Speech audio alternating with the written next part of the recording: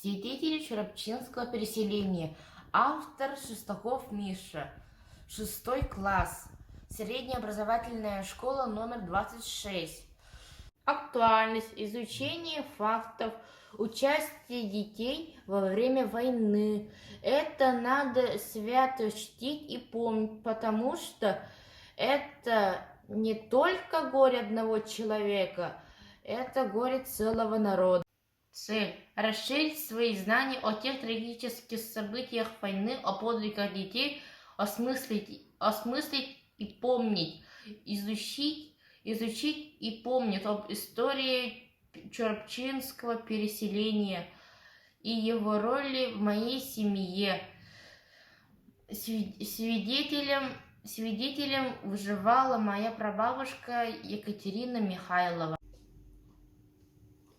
39-42 годы Якутию, особенно группа центральных и Вилюйских районов, постигла страшная засуха. Черепчинцы оказались нежданными гостями. В результате с 42 по 44 год из 2450 прибывших черепчинцев 1184 навечно остались на Кобякской земле. Майя Ргунова, маленькая переселенка из Черепчинского района колхоза «Коммунизм». Читая дневник Майи, понимаешь, как нелегко и тягостно дается разлука от родного края.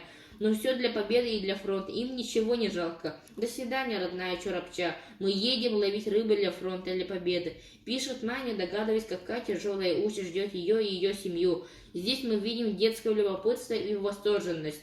Моя прабабушка Михайлова Екатерина Петровна тоже участник насильственного переселения в северные районы. Прабабушка мало рассказывала об этих страшных годах. После войны она вышла замуж за моего прадедушку и переехала в Мегину, Кангаласский район. Монументы в памяти о переселении черепчинцев в Жиганском районе также установлен памятник мемориал «Мать и дитя». Дети войны – эти дети, которым было всего 5-6 лет.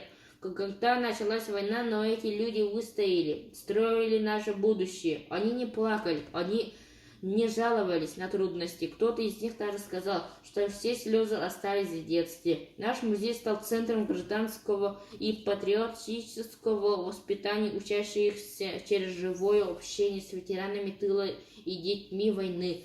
Это проекты музея «Пик Красный Следопыт», пионерский отряд имени Вали Котика, где я являюсь командиром отряда. Проведя анкетирование, выяснил, что мои одноклассники знают о войне недостаточно хорошо.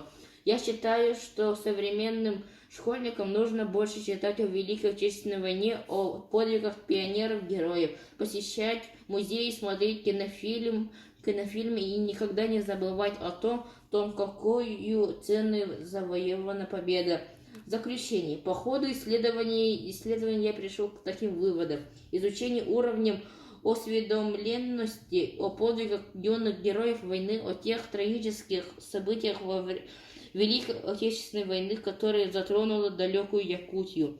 Подвиги пионеров, героев, мальчиков и девочек разбивают чувство патриотизма, воспитывает гордость за своих сверстников в годы войны, любовь к родине и своему народу. Спасибо за внимание.